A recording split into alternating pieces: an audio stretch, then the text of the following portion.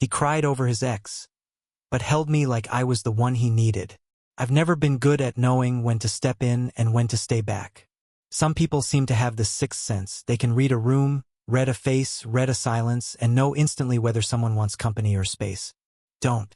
I tend to hover. I linger at the edges, my hand half reaching, my mouth half forming a question, until I either say something too soon or too late. That night, though, with him sitting on my couch, hands in his hair, staring down at the floor like it had personally betrayed him, I didn't need a sixth sense to know he was hurting. He had texted me out of nowhere, "You home?" which, for him, was already unusual. We'd been friends for about 2 years, and in that time he'd rarely reached out first unless it was about something specific. But there it was, my phone lighting up at 11:12 p.m., and before I could even type a reply, another text came through. "Can I come over?" 15 minutes later, he was at my door, hoodie pulled low, sneakers untied, eyes red in that way where you couldn't tell if it was from lack of sleep or crying. I didn't ask questions. I just stepped aside and let him in. Now he was here, on my couch, shoulders hunched forward, his voice stuck somewhere in his throat. I didn't know exactly what happened yet, but I had a guess. It had been months of him talking about his boyfriend like they were weathering some endless storm together. Not a screaming match kind of storm. More like the kind where you both just get colder and wetter over time, until neither of you remembers what it was like to be warm. I sat down beside him, leaving a small gap, and just waited. The room was quiet except for the hum of the refrigerator and the occasional wet sniff he didn't bother hiding. Finally, he said it like ripping a bandage off. He broke up with me. It was the kind of sentence that didn't need context. The weight was already in the words. I turned my head, but he didn't look back at me. His eyes stayed on the floor like if he looked away, the whole thing might vanish. For a moment, I almost said I'm sorry, but the truth is, sorry is such a small word for a loss that big. So I didn't. I just let the silence stretch until he filled it himself. He said, he didn't love me the same way anymore. He went on, his voice cracking on love. And the worst part is, I think he's right. I think I knew it. He swallowed hard. I thought we'd fix it, you know? I thought if I just tried harder or held on longer. I nodded slowly, my throat tight. The thing about heartbreak is that no matter how many times you've heard someone else's story, it still hits like a fresh wound when it's happening to someone you care about. And I cared about him. When he finally looked at me, his eyes were shining in the dim light of my living room, and that was when the tears started to fall. No sobbing yet, just that silent, almost apologetic crying, like he was embarrassed to be seen in it. I reached out, hesitated for half a second, then put my hand on his shoulder. He didn't pull away. We sat like that for a while, him crying softly, me just being there. It wasn't comfortable exactly, but it was real. And then, without warning, he leaned sideways and rested his head against my shoulder. I froze. Not because I didn't want it, but because it felt intimate. More intimate than we'd ever been. I'd never been the person he leaned on physically, even though we'd shared plenty of late-night conversations and laughter. I could feel the heat of his cheek through my shirt, the slight tremble in his breath. Instinct told me to wrap my arm around him, so I did. That was all it took. He broke. His quiet tears turned into choked sobs, his body curling toward mine like he was trying to fold himself into the smallest shape possible. "I don't know what I'm supposed to do now," he whispered between breaths. "I don't even know who I am without him." I wanted to tell him he was still himself, that the person he was before the breakup was still there, just buried under the ache. But I didn't say it. It didn't feel like the right time for reassurances he might not believe. Instead, I just held him tighter, my chin resting lightly on his hair. He smelled faintly of rain, or maybe it was just the cold air still clinging to him from outside. His hands gripped the front of my hoodie like he was afraid I'd vanish if he let go. And maybe that was the thing, I wasn't going anywhere. Not tonight. At some point, his breathing slowed, though he didn't move away. I thought maybe he'd fallen asleep, but then he said, quieter now, "I'm sorry. I didn't mean to just dump all of this on you." I shook my head. "You don't have to apologize." He pulled back just enough to look at me. His face was blotchy, eyes swollen, but there was this fragile vulnerability in them that made my chest ache. I didn't know where else to go, he admitted. Something about that undid me a little, because as much as I wanted to take his pain away, I knew I couldn't. All I could do was be the place he landed when everything else fell apart. And in that moment, that felt like enough. So I told him, "You're here. That's what matters." He didn't say anything else after that. He just leaned back into me, arms around my middle now, holding me like I was the one thing anchoring him. And maybe, in some strange way, I was. The rest of the night blurred. We stayed on the couch, not talking much, just existing in that heavy, tender silence. Every so often, his grip would tighten for a second before relaxing again, as if he needed to remind himself I was still there.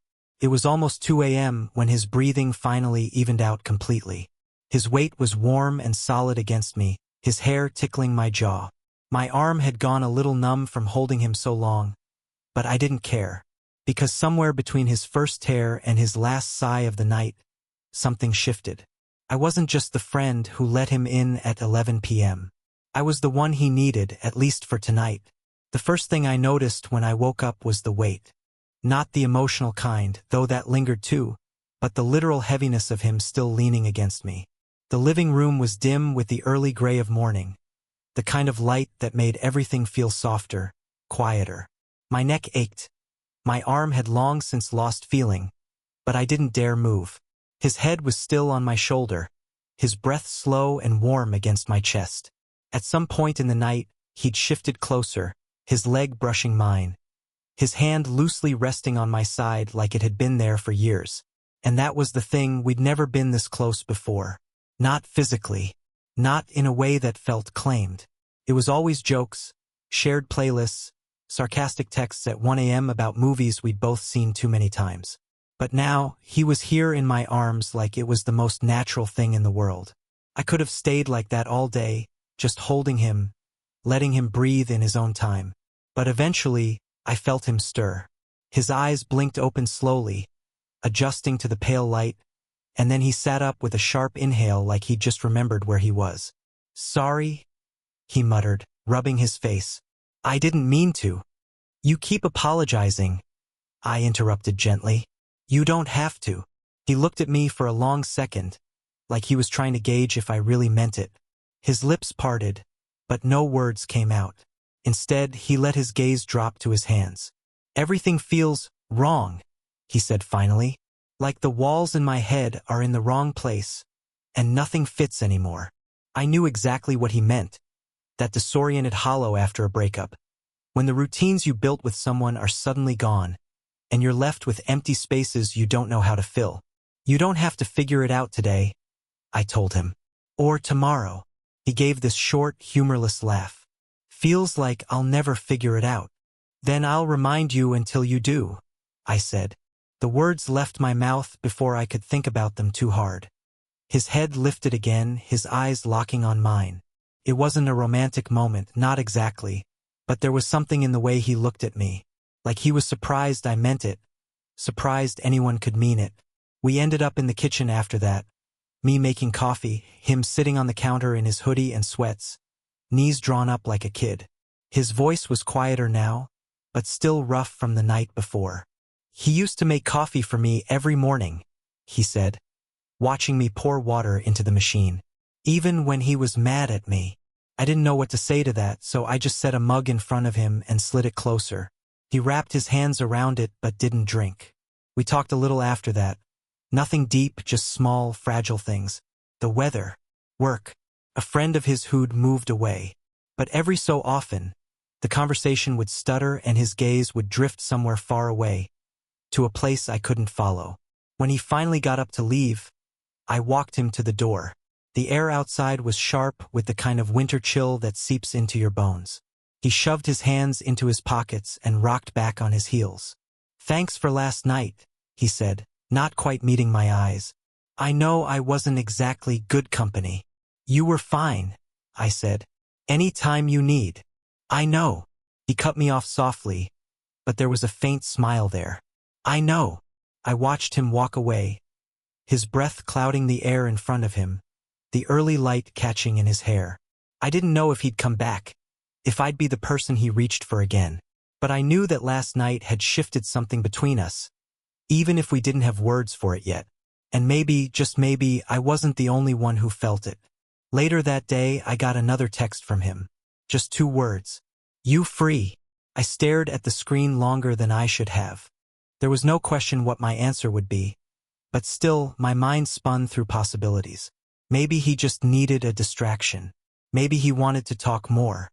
Or maybe last night had cracked something open in him that he wasn't ready to close yet. Yeah, I typed back, "Come over." It took him less than 20 minutes to show up. Same hoodie, same tired eyes, but this time he didn't hover in the doorway. He walked right in like he'd done it 100 times before, kicked off his shoes, and dropped onto the couch. No small talk, no explanation, just him, lying on his back, one arm flung over his face. "Rough day?" I asked. He let out a breath that was half laugh, half sigh. "Rough life." I sat down at the far end of the couch, giving him space. But slowly, like the night before, he shifted closer until his legs brushed mine. "I couldn't be at my apartment," he said quietly. "Too many reminders." I didn't press for details. I could picture them, the photos on the fridge, the extra toothbrush, the half-empty dresser drawer. Little ghosts that haunted every corner. So instead, I said, "Then stay here for a while." He moved his arm away from his face and turned his head toward me. His eyes were still rimmed in red, but there was something softer in them today. "You don't mind?" "No," I said. "I'd mind if you didn't." That got me a faint smile. The kind that wasn't quite joy, but wasn't entirely sadness either. He sat up, leaning forward with his elbows on his knees. We ended up talking for hours. At first about nothing, music, dumb internet videos, stories from college, but then gradually about him and his ex. Not in the neat, chronological way people usually tell stories, but in fragments. Little memories that came to him out of order. "He used to hum when he cooked," he said at one point, eyes distant. "It was never the same song twice." Another time, "We fought about laundry once." "Laundry? Can you believe that?" And then, softer, "I thought he was my forever." Each time I just listened. I didn't try to fix it or offer platitudes. Sometimes, the only thing you can do for someone is hold space for the version of them that's breaking. By evening, the sun had dipped low, casting warm light across the room. He had stretched out along the couch again, this time with his head in my lap. It wasn't planned, he just shifted there in the middle of a story, like it was the most natural thing. I froze for a moment, my hand hovering awkwardly above him, before I let it rest lightly in his hair. He didn't flinch, didn't pull away, just kept talking for a while, voice getting slower and quieter until the words faded and the silence filled in. "You're really easy to be around," he murmured eventually. Eyes still closed. Something in my chest tightened. "I'm glad," I said, though my voice came out lower than I meant. He opened his eyes then, looking up at me from where he lay. "It's weird," he said. "Last night I felt like I couldn't breathe. And now," he paused, searching for the right words, "now I feel like I can." I didn't know how to respond to that. I just kept my hand in his hair, my fingers brushing gently through it. For a while, neither of us moved. The room dimmed around us, the city noises outside growing louder. And in that small space, with his weight warm against me and his eyes half-lidded in comfort, I realized something I hadn't let myself think before. I wanted to be the person he needed, not just for a night, not just while the heartbreak was fresh, but for as long as he'd let me. The thought scared me, but it also felt inevitable, because somewhere between his tears and my silence, we'd stepped into a different kind of closeness. One that wasn't born of romance, but might just grow into it if we weren't careful. Or maybe if we were. The days after that blurred together in a strange, quiet rhythm. He kept showing up, sometimes with a reason, sometimes without one. I stopped asking why. He'd drift in, take the same spot on my couch, or sit at the counter while I cooked, or flop onto my bed like he owned half of it. It wasn't like living together, not exactly, but the air in my apartment had shifted. It carried his presence even when he wasn't there. The faint trace of his shampoo on my pillow, the extra mug in the sink, the way my phone would buzz at odd hours with "you up?" And I'd always say yes.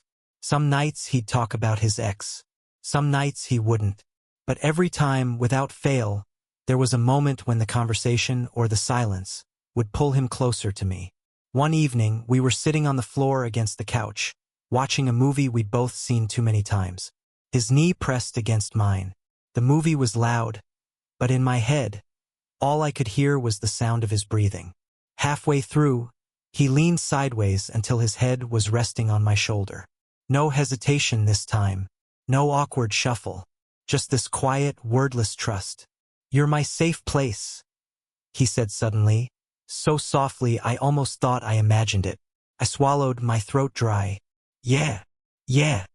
His voice had that raw edge again, the one it got when he was speaking from somewhere deep. "It's not just that you listen. You don't make me feel like I have to be okay." I wanted to tell him that he didn't have to be okay with me, not now, not ever. But instead, I just let my hand find his, my fingers brushing lightly over his knuckles before settling there. He didn't pull away. That night, he stayed over again. Not on the couch, not even on the floor, but next to me in my bed. He claimed it was because the floor sucked. But when the lights were out and the quiet settled in, I felt his hand brush mine under the covers. Slowly, carefully, his fingers curled around mine, and we stayed like that until we both drifted off. The next morning, I woke to him lying on his side, facing me. His eyes were open, and for a second, neither of us said anything. "Morning?" I mumbled, my voice still heavy with sleep. He gave me the smallest smile. "You're easy to wake up to." It should have been a throwaway comment, but it sat in my chest for hours after he left. I started to wonder, not in a hopeful fantasy way, but in a dangerous, maybe I am reading too much into this way, if I was slowly becoming more than just the friend who held him together. If I was quietly replacing someone else in spaces I'd never been before. And if I was, would that be a good thing? Or would it break him all over again when he realized? A week later, I got my answer, or at least a glimpse of it. He came over late, looking wrecked. I thought maybe something had happened with his ex again, but when I asked, he shook his head. "It's not him this time," he said. "It's just everything. Work, my family, feeling like I'm floating without a place to land." Without thinking, I reached for him. He stepped into my arms like it was muscle memory now. His forehead pressed to my collarbone, his arms wrapping tight around my waist. But this time was different. He wasn't shaking. He wasn't falling apart. He was just holding on. And I realized then, maybe I was the place he landed now. I didn't know what it meant yet. Not for him, not for me. But as he breathed in slow against me, as his fingers gripped the back of my shirt like he was afraid I might disappear, I knew one thing for certain. I wasn't going anywhere. Not tonight. Not tomorrow. Not as long as he needed me. It happened on a Wednesday night, the first time I saw him really smile again. Not the half smiles he gave when he was tired, or the polite curve of his lips when someone said something mildly funny. This was different. This was the smile I remembered from before his world fell apart. Wide, unguarded, like it came from somewhere deep in his chest. We were sitting in my kitchen, eating takeout straight from the containers, arguing over which fries were better, curly or crinkle cut. It was stupid and pointless and exactly what we both needed. "You're objectively wrong," I said, pointing my fork at him. "Curly fries are the superior form. They're aerodynamic." He laughed, really laughed, and it was the kind of sound that made my stomach flip in a way I didn't want to think too hard about. "You're ridiculous," he said, shaking his head. "And also wrong. Crinkle cut is king." We went back and forth like that for a while, until he leaned back in his chair, wiping at his eyes from laughing so much. "God, I haven't done that in forever," he said quietly. "Done what?" "Just laughed. Felt light. Like I'm not dragging myself through wet cement all the time." Something in my chest tightened, but I tried to keep my tone even. "Guess that means you're healing." He looked at me for a long moment, his smile fading into something softer. Or maybe it means I'm around the right person. The air between us shifted then. Not in a dramatic movie scene kind of way, but in a quiet, undeniable way.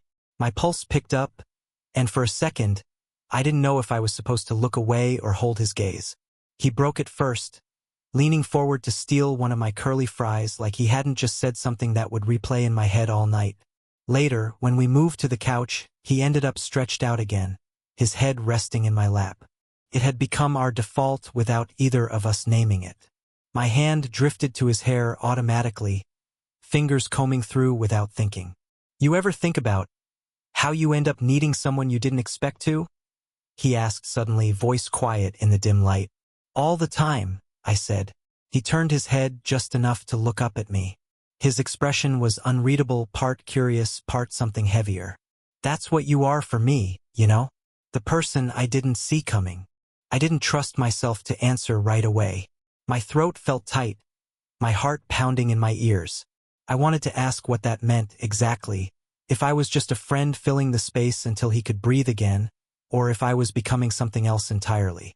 But I didn't, because for now he was here, with me, choosing my couch, my lap, my arms over anyone else's. And if that was all I got, I'd take it. We sat there in the quiet, his breathing steady, my hands still in his hair. The weight of him against me felt like a kind of truth, one I didn't need to name to understand. When he finally fell asleep, I just kept holding him, because maybe he wasn't ready to lose another person who stayed. And maybe I wasn't ready to let him go either. It was a few nights later when everything came to a head. Not in some big, dramatic blow-up, but in the kind of moment that sneaks up on you and changes everything. He'd been quieter than usual all day. No texts, no random memes sent in the middle of work. Then, just after 10 p.m., my phone lit up with, "Can I come over?" By now, it wasn't a question I had to think about. Yeah. Doors unlocked. When he arrived, he didn't bother with his shoes or his jacket. He just walked straight into my living room and sat down on the couch, elbows on his knees, staring at the floor. "You okay?" I asked, already knowing the answer. He shook his head. "I saw him today." The weight of those 4 words settled over the room. I didn't ask where or why. I didn't ask what was said.